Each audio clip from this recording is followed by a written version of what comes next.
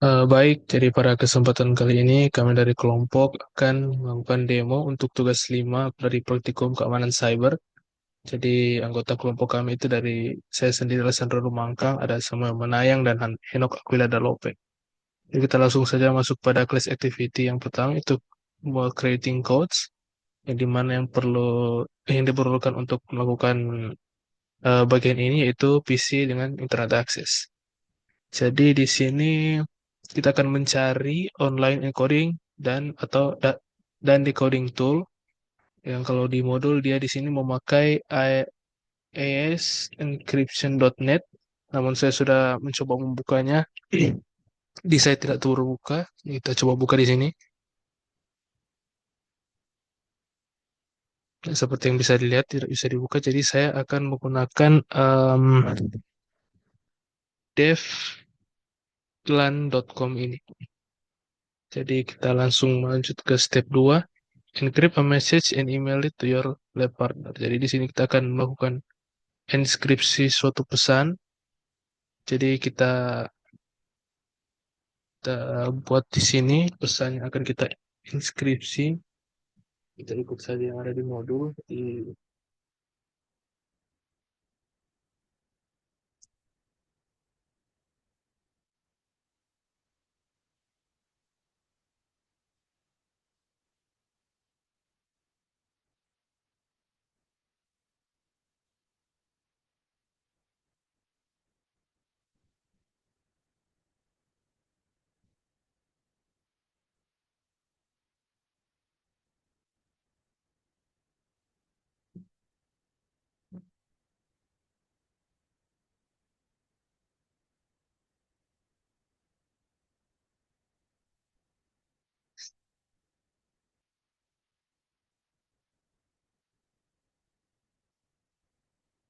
Oke, sudah.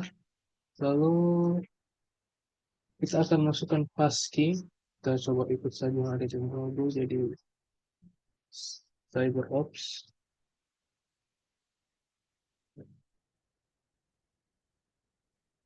Jadi kita langsung klik encrypt di sini. Oh, jadi length dari panjang dari itu harus 16 untuk 118. Jadi kita buat 16. Jadi kita ketik lagi di sini cyber ops. Jadi cyber ops 2 kali untuk pasnya transkripsi. Nah, seperti yang bisa dilihat di sini, ini adalah data yang sudah kita enkripsi. Jadi copy or download ini sini kita copy saja. Sudah. Baru kita sekarang masuk pada step 3 yaitu mendecrypt atau mendekripsi cybertext yang sudah kita buat tadi. Jadi kita pergi ke bagian ini, AS description, lalu kita masukkan teks tadi yang ini ke sini. Baru setelah itu kita masukkan pasnya, jadi cyber optional kali.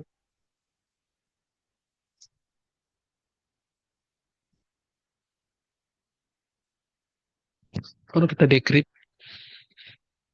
ya seperti yang bisa dilihat di sini itu hasil outputnya itu sama dengan pesan yang kita dibuat di atas tadi. Baru di sini ada pertanyaan, what happen if you use a wrong secret key? Jadi apa yang akan terjadi jika kita gunakan uh, kunci rahasia yang salah? Jadi menggunakan kunci rahasia yang tidak tepat itu akan menyebabkan kegagalan dekripsi. Jadi output yang dihasilkan mungkin berupa teks acak yang tidak terbaca atau pesan kesalahan. Baru kita lanjut sini ke lab encrypting and decrypting data using OpenSSL.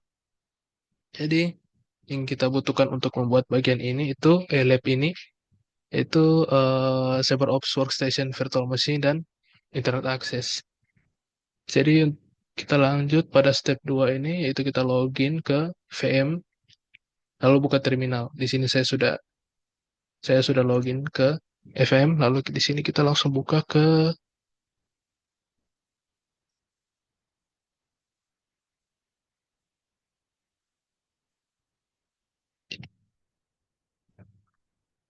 Kita zoom out.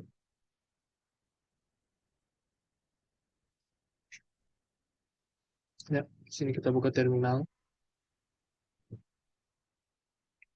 Lalu kita pergi ke direktori yang ada file yang akan nanti kita inskripsi. Jadi kita kopas cepat-cepat di sini.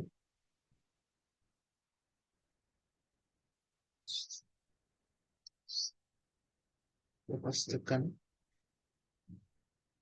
Baru type dokumen. Jadi kita akan membuka terlebih dahulu untuk mengecek konten dari file yang akan kita enkripsi. Jadi kita akan membuka di sini file letter to grandma.txt.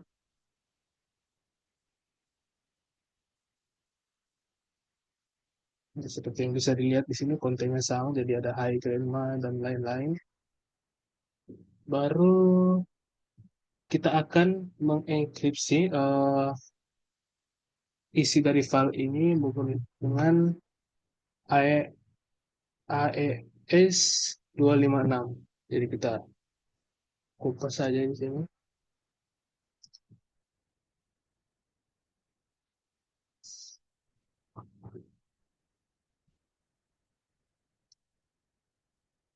Kita pastekan, kita enter, lalu kita masukkan password. Jadi password yang saya gunakan di sini tulis 123. Verifying password.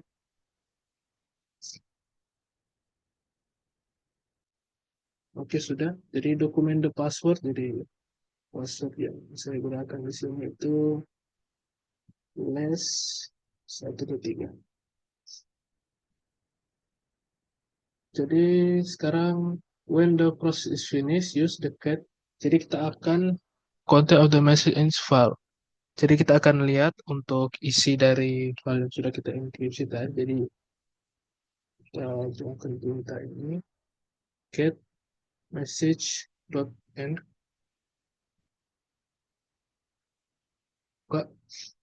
Nah, jadi did the contents the message end display correctly? What does it look like? Jadi apa yang seperti yang bisa kita lihat di sini, jadi file message.env ini tidak bisa dibaca langsung karena sudah terenkripsi dengan AES 256. Jadi seperti yang bisa dilihat isinya akan tampak seperti ini ya, kode acak berupa karakter biner atau simbol yang tidak berarti. Baru berikut to make, jadi untuk membuat file ini tidak dalam bentuk biner dan kode yang acak-acak atau dalam tulisan yang bisa kita baca. Jadi kita gunakan di sini uh, uh, option "-a" ya untuk encoding method base 64 before storing the result in a line. Jadi kita kopas saja di sini. Mintanya enter, kita masukkan password tadi les 123, verify.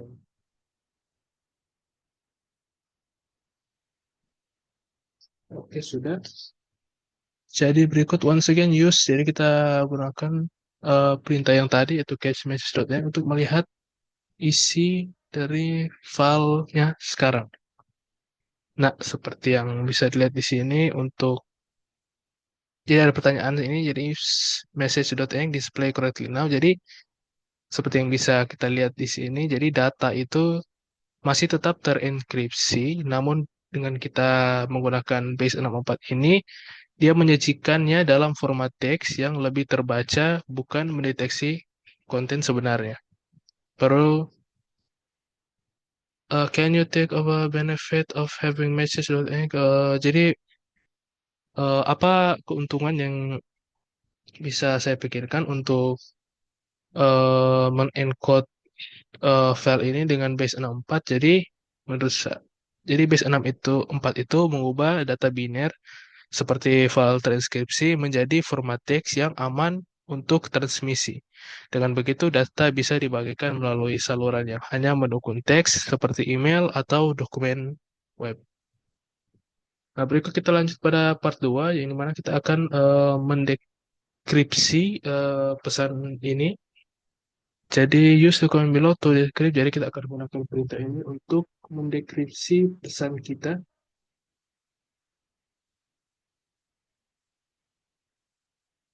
Untuk lepas saja cepat, enter.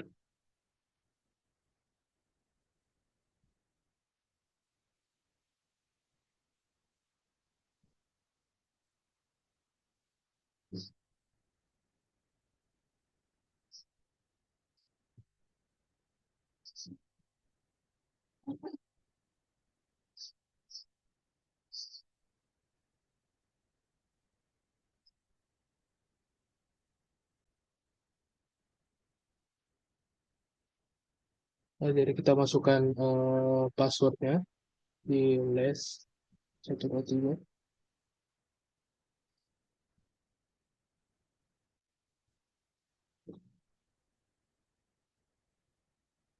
Oke, baru berikut kita buka untuk file decrypted text-nya dan lihat apakah filenya sudah berhasil kita dekripsi atau belum.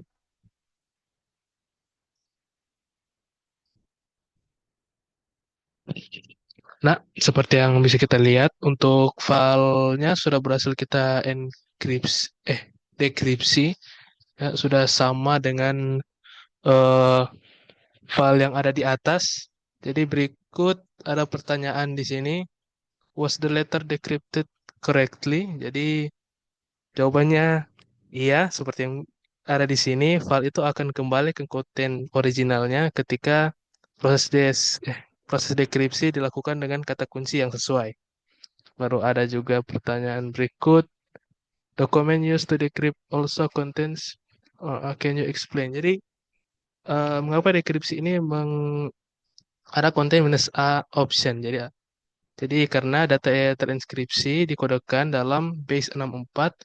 Jadi parameter minus A ini wajib digunakan. Fungsinya itu untuk menginstruksikan OpenSSL agar mengubah teks kembali ke biner sebelum proses dekripsi. Dan jika diabaikan, hasil dekripsinya itu akan error. Kita lanjut pada lab ke berikut. Oke, sekarang kita masuk ke lab encrypting and decrypting data using a hacker tool. Jadi di sini ada dua objektif. Yang pertama itu create and encrypt files. Lalu yang kedua recover encrypted zip file password. Oke, jadi di sini kita membutuhkan internet access dan CyberOps workstation virtual machine. Kita masuk ke part 3 di sini create and encrypt files. Jadi step pertama yaitu kita akan meng-create files, text file. Kita buka CyberOps, kemudian terminal.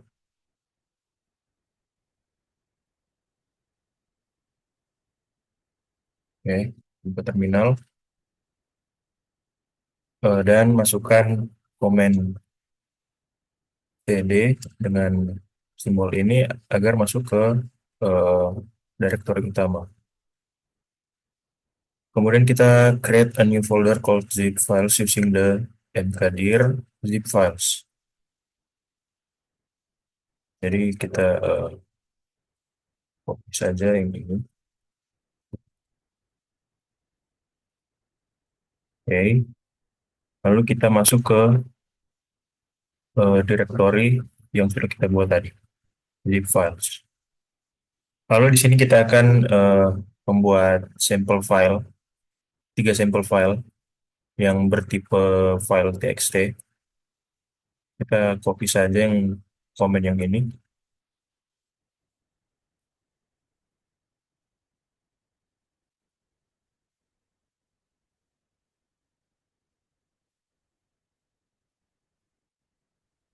Oke, sampel 1, sampel 2, dan sampel 3.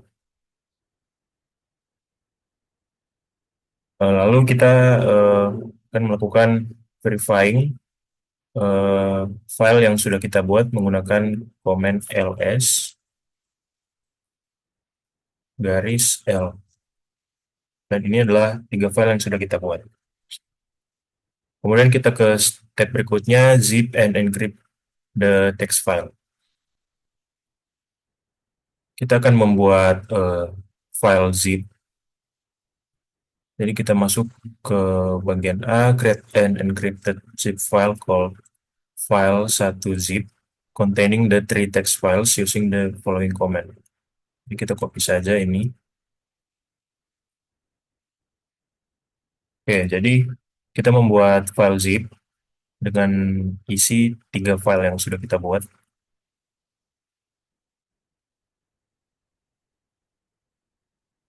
Oke,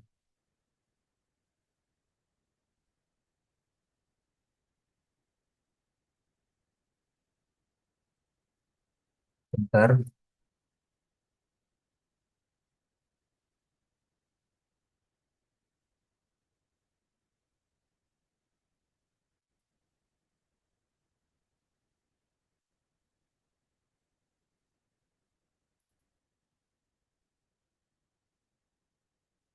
Kita coba buat lagi. Kita ketik manual.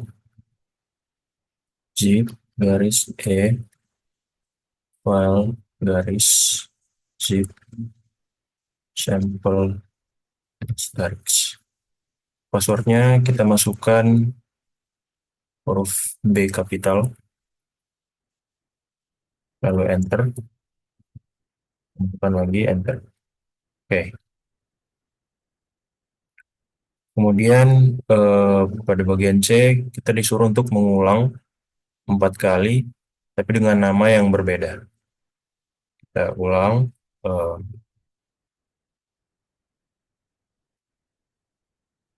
oh, mungkin kita ulang saja karena ada typo tadi. File garis 1.zip sampel bintang.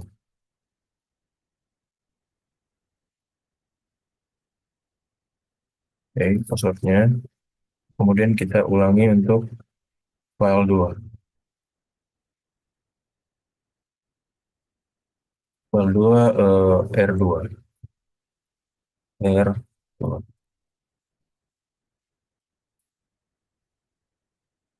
Oke, lalu file 3. Passwordnya adalah 0B1.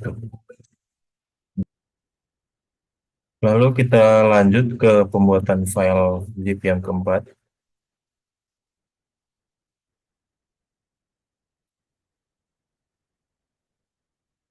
Passwordnya adalah eh, Y 0D A kecil. Kita enter, kita masukkan lagi Y 0D A kecil. Oke, lalu sekarang kita buat file yang kelima.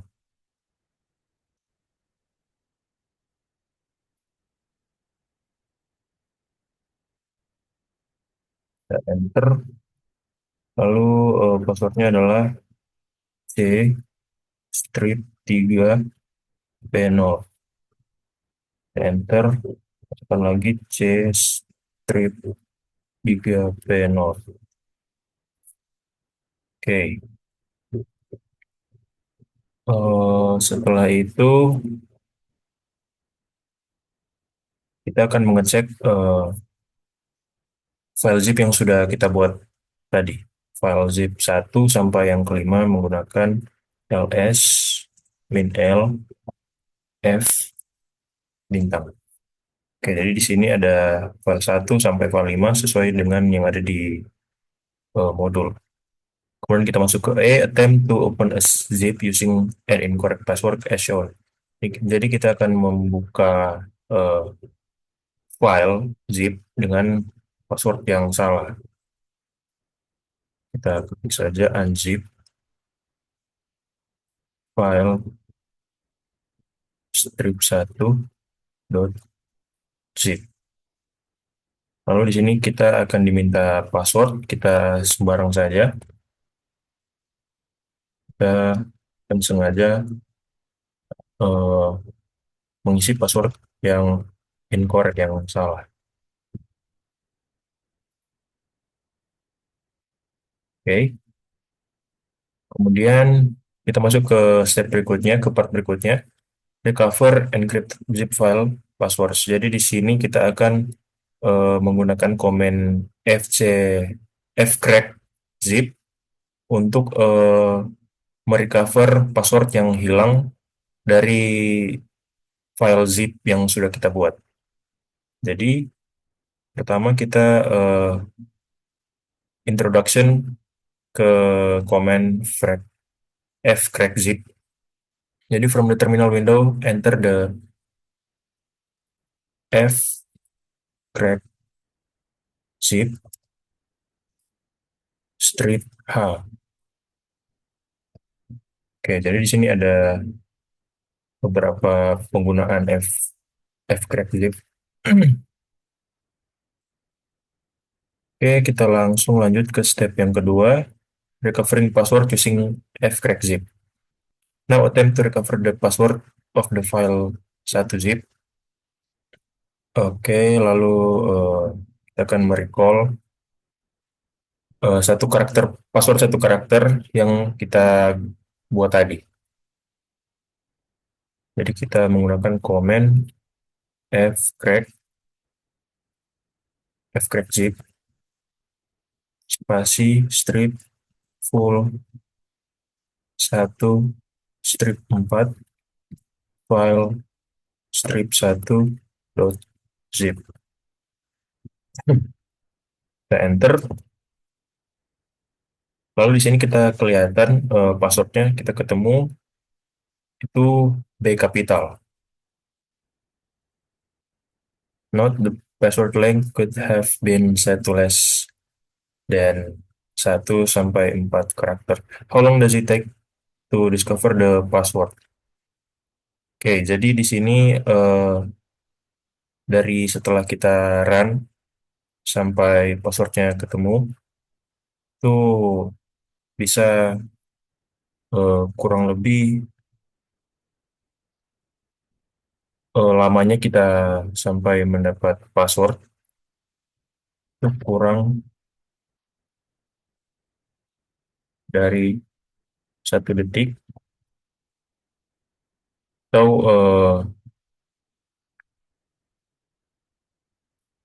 milidetik atau milisekund.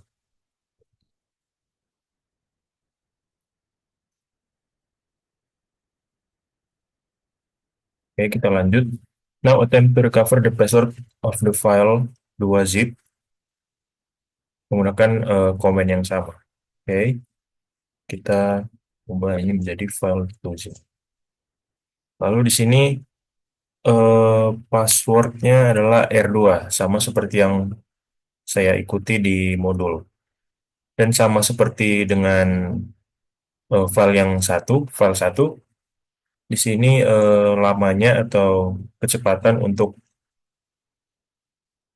mendapatkan password menggunakan komen fcrack zip yaitu kurang lebih sama, itu kurang dari 1 detik dalam kurung milisekund.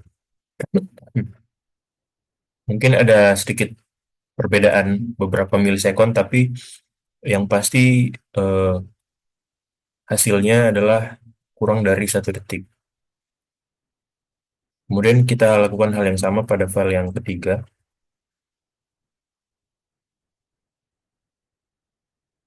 Enter. Dan passwordnya adalah ini. 0, B kapital, dan 1. Kecepatannya masih sama seperti yang sebelum-sebelumnya. Kurang dari 1 detik atau dalam kurung eh, milisekund. Kemudian how long does it take to crack? Oke, kita lakukan hal yang sama pada file yang keempat yang dimana eh, ini menggunakan 4 karakter password. Kita ubah saja di sini. Oke. Nah, yang ini agak sedikit lebih lambat dari ketiga file sebelumnya. Di sini mungkin kira-kira sekitar sekitar berapa ya tadi? 3 detik. Kita tulis saja di sini. How long does it take? Yaitu 3 detik atau kurang lebih 3 detik. Kita tanda dulu.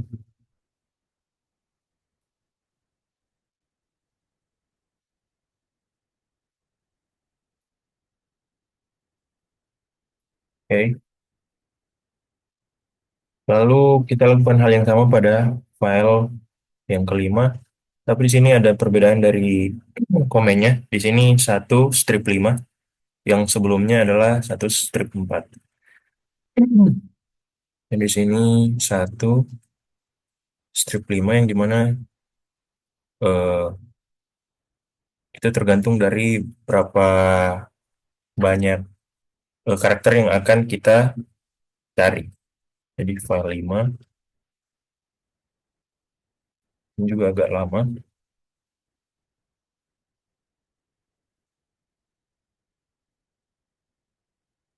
Jadi semakin panjang suatu password, maka akan semakin lama juga komen fcrack zip ini untuk dijalankan. Kita tunggu.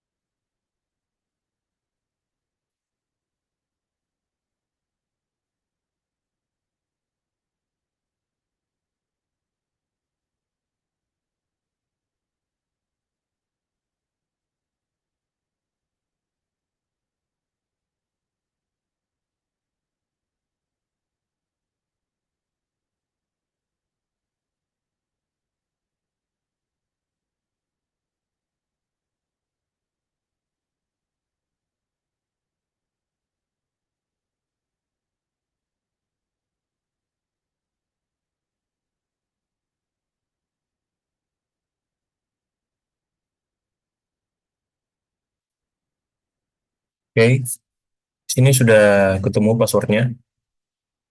C strip 3 P0. Jadi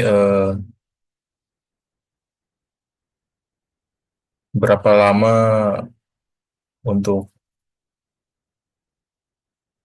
komen fcrack zip ini menemukan password dari file 5 zip ini?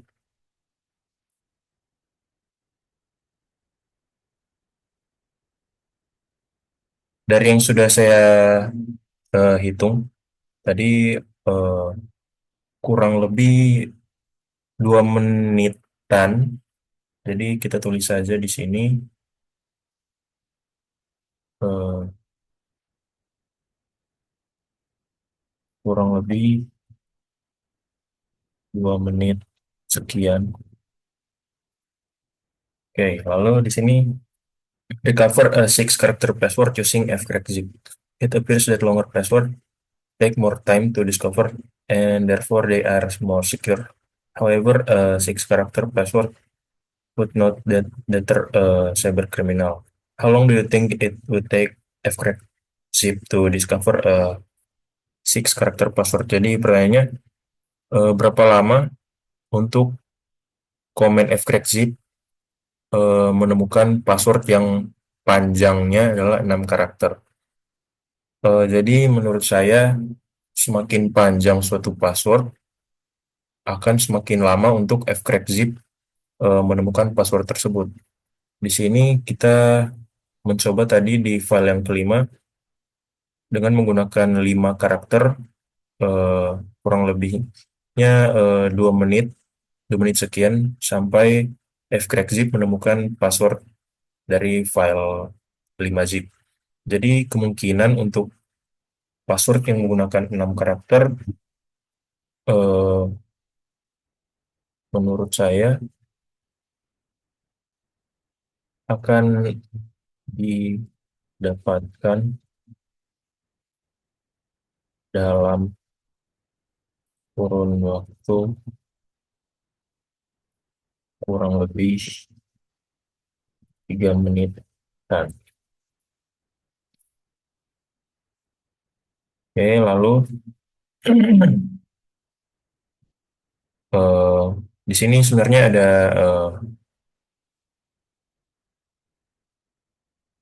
ada teks yang menyuruh kita untuk membuat file 6 zip dengan menggunakan 6 karakter password,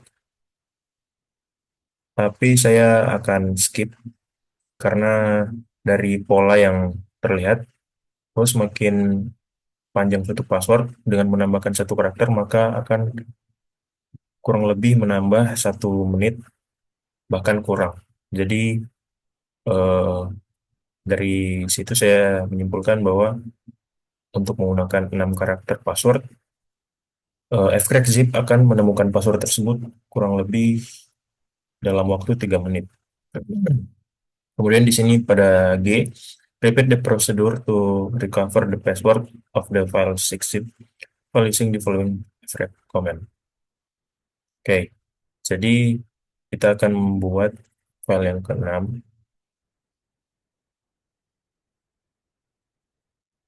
Eh, kita buat saja, kita copy saja yang ini, atau kita ketik saja. Zip strip E, file strip 6.zip, sampel bintang. Zip strip E, file strip 6.zip, sampel bintang. Oke, enter. Lalu passwordnya di situ adalah jar,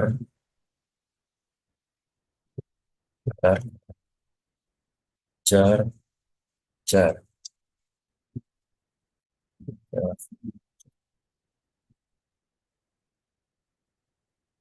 ulangi.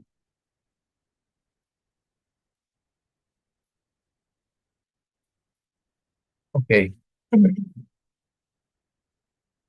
kemudian kita eh, kita akan mencari password dari file ini, file yang barusan kita buat.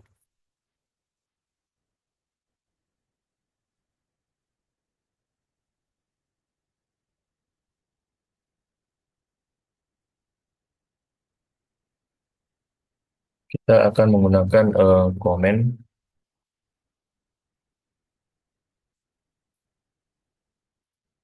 ubah ini menjadi 6. Lalu di sini kita tambahkan time, yang dimana berfungsi sebagai untuk kita melihat eh, berapa lama dia mencari.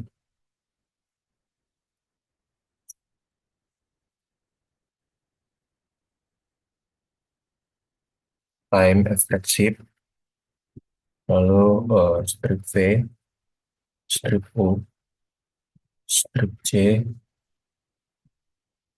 A1, kemudian strip L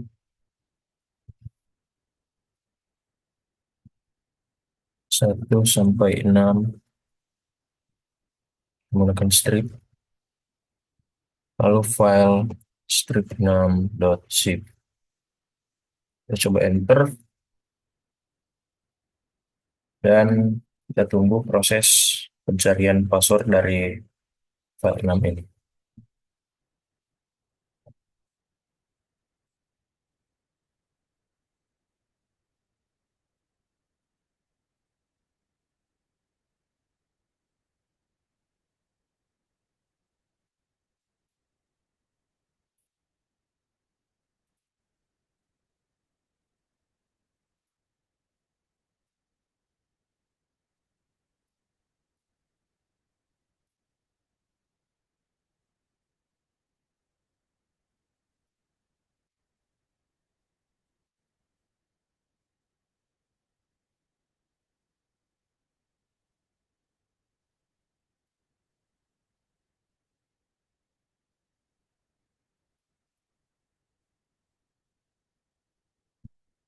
Ya, jadi di sini sudah selesai dan ini time-nya.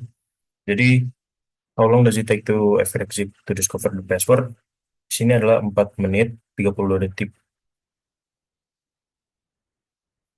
Tuh, 4 menit 22 detik. Oke. The simple truth is that longer passwords are more secure because they take longer to discover. How long would you recommend a password needs to be for it to be secure? Jadi pada normalnya password yang aman adalah kita sambil isi saja password yang aman pada dasarnya adalah 12 adalah berisi 12 karakter. Yang dimana 12 karakter itu bisa huruf kecil, huruf besar, angka, dan simbol. Tapi semakin panjang dan semakin eh, sulit password yang dibuat, bisa saja pembuat password itu lupa akan password yang dia buat sendiri. Jadi saran dari saya untuk password dari suatu file misalnya eh, bisa dibuat sulit tapi lebih mudah diingat. Jadi seperti itu. Jadi sekarang kita lanjut ke lab berikutnya yaitu examining telnet and SSH in Wireshark. Di sini ada dua part yaitu examine telnet menggunakan Wireshark lalu examine SSH menggunakan Wireshark. Di sini kita coba saja. Kita buka terminal, kita jalankan Wireshark, sudo Wireshark strip ptk cyberbox.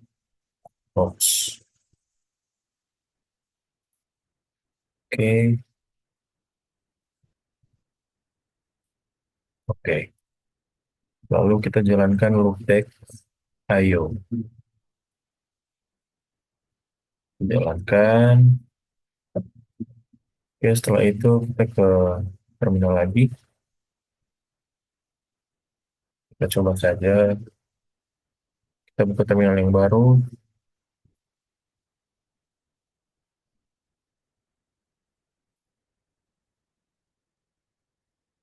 Oke, di sini kita masukkan telnet localhost.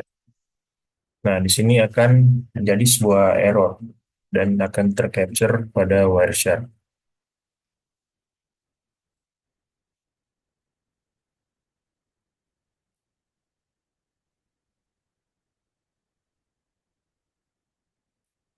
Dari beberapa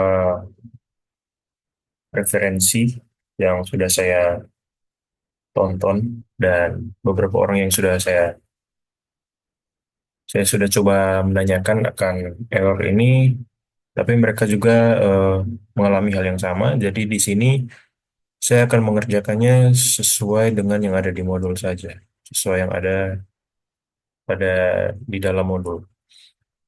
Jadi setelah kita lakukan telnet localhost,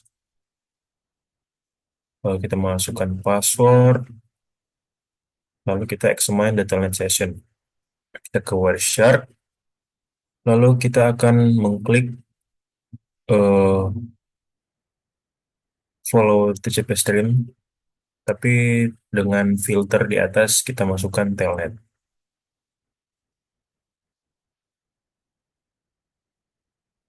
Oke, lalu di sini setelah follow TCP stream akan terbuka suatu window baru yang seperti ini. Lalu kita akan menutupnya, close dan exit. Kita akan exit dari telnet. Kemudian kita lanjut di sini examine SSH session menggunakan Wireshark. Kita coba di sini SSH localhost. Nah, di sini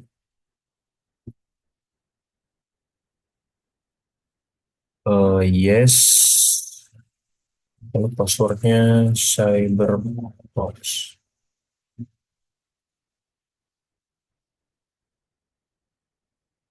Oke, stop the Wireshark capture, apply an SSH filter.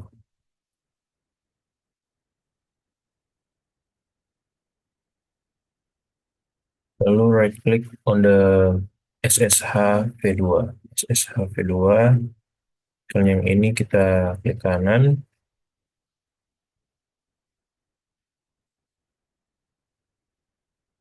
lalu follow TCP stream. Follow TCP stream. Maka akan ke window baru seperti ini. Seperti yang ada pada modul. Oke, examine data has been encrypted. Compare the data. Ya, di sini kita akan disuruh mengcompare atau membandingkan isi data dari SSH session dan juga telnet session. Tapi karena telnet tidak bisa dijalankan, jadi kita tidak bisa membandingkan antara keduanya. Oke, kita close saja dulu.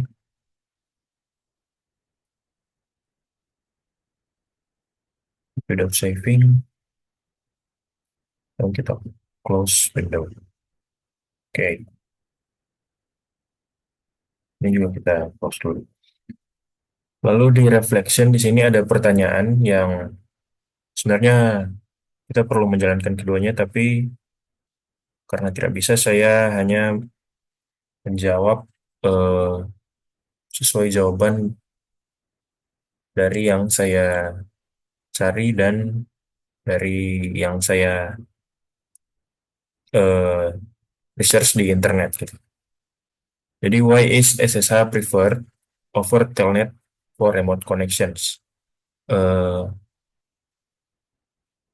Mengapa SSH lebih baik daripada Telnet untuk koneksi jarak jauh? Jadi jawabannya yang saya temukan adalah SSH memungkinkan akses jarak jauh yang aman dengan mengenkripsi data. Eh, Tidak seperti yang ada pada Telnet, yang dimana itu tidak memiliki perlindungan atau security keamanan serupa. Jadi SSH lebih baik karena ada enkripsi data, sedangkan Telnet tidak ada. Jadi kita lanjut untuk lab berikutnya oleh teman saya. Perkenalkan, nama saya Henok Dalope. Di sini saya akan melanjutkan untuk lab yang berikut, di mana sini lab hashing things out. Di sini kita diminta untuk menggunakan dengan tools yaitu CyberOps dan juga dari virtual machine dan juga internet access. Sini kita akan men-create untuk hash dengan OpenSSL, SSL. Itu di sini kita menggunakan hashing text file. Kita masuk, kita open lagi untuk CyberOps, kita masuk dari terminal.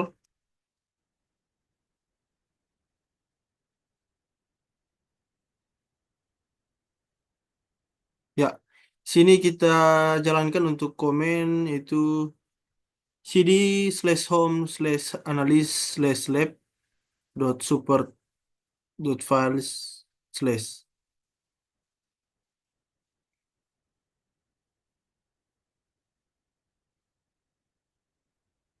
Ya, setelah itu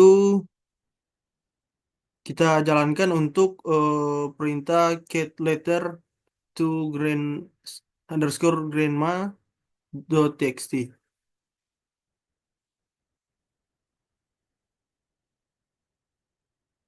Ya, seperti di modul di sini telah berhasil untuk perintahnya. Itu kita berikut lagi kita ketik perintah untuk open SSL dari MD5 letter hashtag to maafkan underscore to grandma dot txt.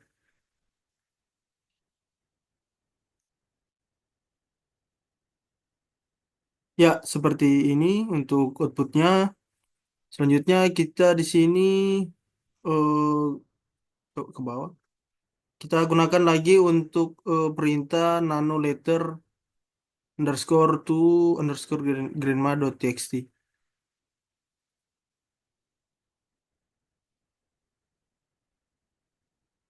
Ya, di sini kita menggunakan ini untuk perintah ini.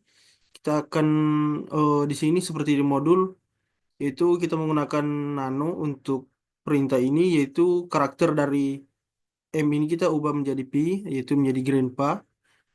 Untuk ya kita ubah untuk grandpa. Ya, tersaja untuk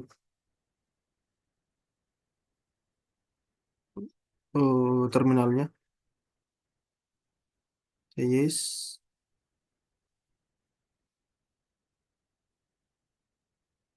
Ya. Setelah itu kita jalankan untuk OpenSSL lagi. .txt. Ya, seperti ini. Lalu kita jalankan lagi untuk OpenSSL untuk HA1 letter to grandma.txt lagi. Ya, seperti ini. Setelah itu kita jalankan lagi untuk perintah untuk dengan menggunakan MD5 sum letter to grandma.txt.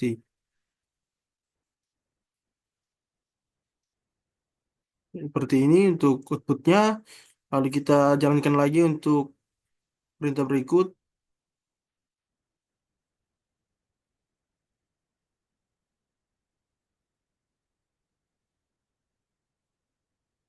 Ya, setelah itu di sini ada sebuah pertanyaan di mana eh,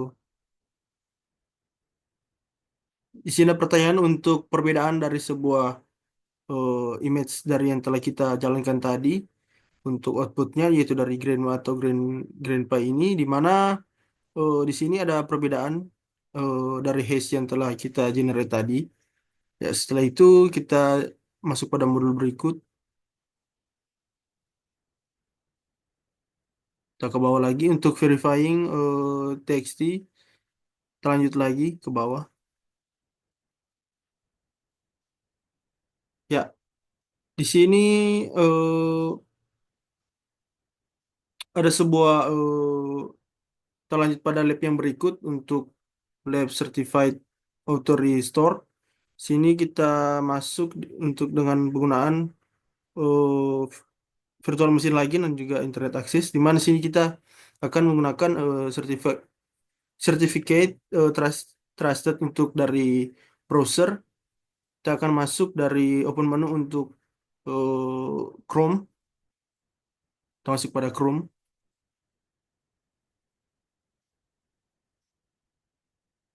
Ya, maafkan, sorry. Chrome yang biasa. yang bukan browser ya.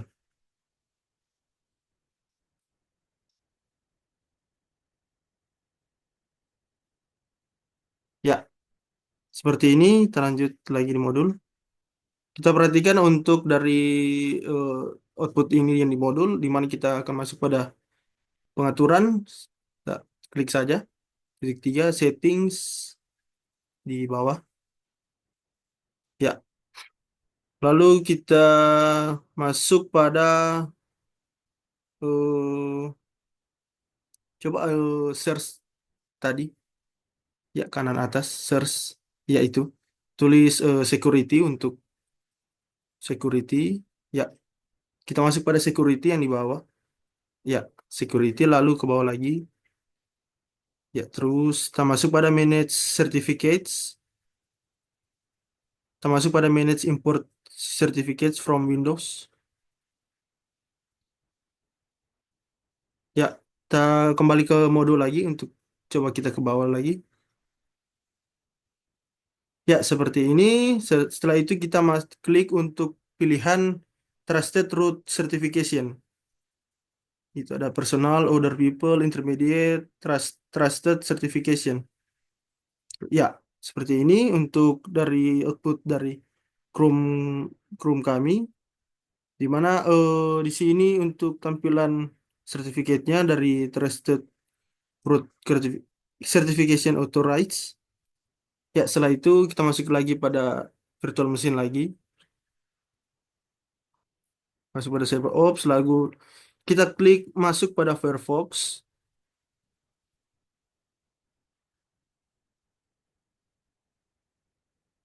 Ya, pada web browser, maafkan Firefox. Ya, setelah itu kita masuk untuk kita klik kanan garis 3 di atas. Kita masuk pada preference. Setelah itu kita masuk pada privacy dan security. Lalu kita klik kita ke bawah di web browser, klik ke bawah, sorry. Terus terus kita masuk pada view certification. Ada pilihan ya certificates. Itu kanan bawah, sorry. Ya, iya itu. Ya, seperti di modul untuk tampilannya dari image gambar ini, gimana sini untuk cam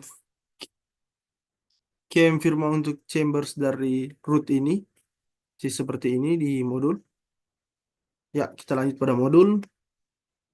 Kita simpan saja untuk web browser ini, kita minimize saja. Ya, kita lanjut pada modul. Untuk di sini ada sebuah catatan untuk pemakaian dari sebuah cek. Kita men-checking untuk dari kita ke bawah lagi modul HTTP untuk dari DNS ini yang telah kita cek tadi. Ya, di sini ada sebuah catatan yaitu getting the correct and unmodified certificates fingerprint. Kita ke bawah lagi. Ya, seperti di tabel ini untuk tabel yang pertama di mana SHA-1 ini certificate fingerprint seperti ini untuk modul dari modulnya. Ya, selanjutnya kita lanjut ke bawah.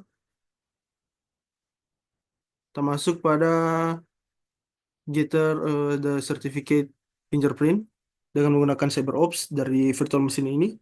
Masuk pada terminal lagi. Ya,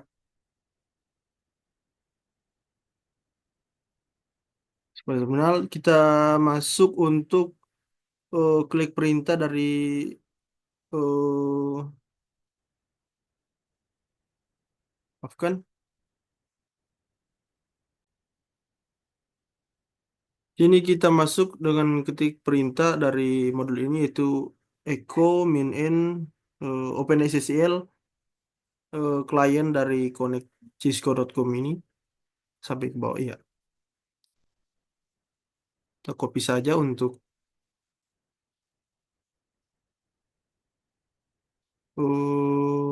sorry untuk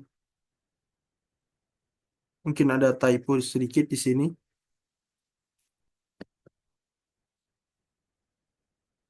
CCL dan begin certificate slash certificate min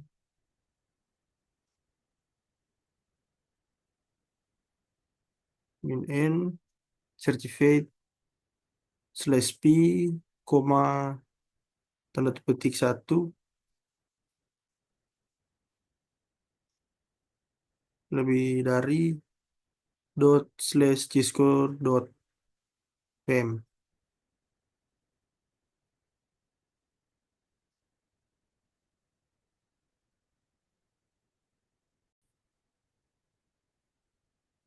Ya, di sini saya sudah mencoba untuk melakukan running untuk dari perintah dari echo min n ini dari eh, opsi A, di mana sini untuk menuse dari memakai untuk sertifikat dari name cisco.pm ini.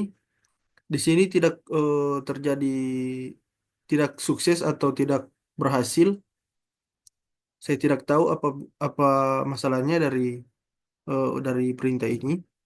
Saya sudah mencoba untuk dari perintah dari tiga perintah yang terakhir ini, itu echo min n dan juga get cisco.pem.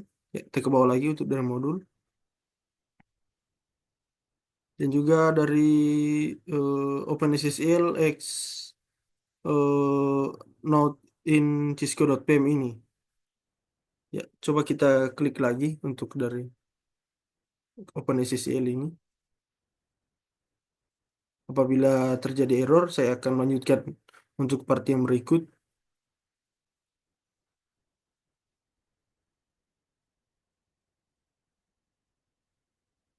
Ya, di sini tidak terbaca untuk dari sertifikatnya dikarenakan dari awal tadi tidak berhasil untuk meran untuk dari perintah itu untuk memunculkan dari sertifikatnya apabila sudah berhasil. Saya lanjut untuk pertanyaan yang berikut di mana sini what was algorithm untuk was used by OpenSSL dari fingerprint ini, di mana sini bagaimana dihitung oleh flag ini dari min SSA1 dan juga hasil yang terdapat sini, dan juga pertanyaan yang berikut di mana why was the specific algorithm chosen, do it matter, di mana algoritma ini dipilih dalam perintah untuk eh, dikarenakan secara eksplisit, di mana dengan opsi yang berbeda atau pada masa lalu ini SSA1 ini merupakan algoritma hash yang umum digunakan untuk keperluan keamanan yang seperti diverifikasi oleh sertifikat. Ya, untuk pertanyaan berikut dari compare the fingerprint ini termasuk pada soal yang pertama yaitu do the fingerprint match. Di sini tidak tidak terjadi sebuah sertifikat yang diperoleh dari eh, kami untuk pada part yang berikut ini. Yang kedua, what does it mean? Di mana perbedaan ini fingerprint menunjukkan bahwa sertifikat yang digunakan ini saat ini tidak terjadi atau tidak ada dikarenakan tidak berhasil. Dan juga pertanyaan berikut, is this method 100% 100% foolproof, di mana tidak juga metode pengecekan ini fingerprint tidak mengalami 100%. Dan juga termasuk pada soal yang berikut, kita ke bawah lagi dari modul. Ya, di sini ada sebuah pertanyaan atau reflection dari soal ini. What will be necessary for the HTTPS proxy to work? di mana agar HTTPS proxy ini dapat berfungsi dengan baik, ada beberapa hal yang perlu penting kita harus diketahui. Di mana yang pertama itu proxy ini harus memiliki kemampuan untuk mencegah dan mendeskripsi sebuah lalu lintas HTTPS menggunakan teknik yang disebut yaitu SSL atau TLS encryption, dan juga ini biasa digunakan untuk dilakukan dari sebuah untuk membuat proxy, yaitu bertindak sebagai pihak perantara atau man in the middle, dan juga yang menghasilkan sebuah sertifikat palsu atau untuk situs yang dituju.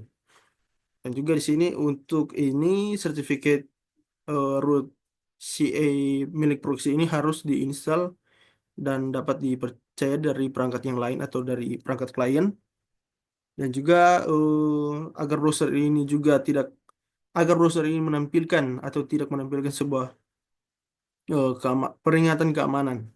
Dan juga kedua yaitu proxy ini harus dapat menganalisis sebuah eh, proses lalu lintas transkripsi tanpa merusak integritas dari sebuah koneksi antara klien dan juga server. Yang ketiga yaitu konfigurasi dan kebijakan ini dari keamanan harus dikelola dengan sangat hati-hati, yaitu untuk memastikan sebuah privasi pengguna tetap terjaga dan tidak terjadi penyalahgunaan data. Dan juga tanpa komponen-komponen tersebut ini proxy proxy tidak akan bisa membaca dan menyaring atau mengontrol sebuah lalu lintas HTTPS secara efektif. Ya, demikian untuk penjelasan live demo dari kelompok kami, yaitu dari saya dan juga teman-teman saya. Apabila ada kesalahan atau kekurangan kata, mohon dimaafkan. Terima kasih.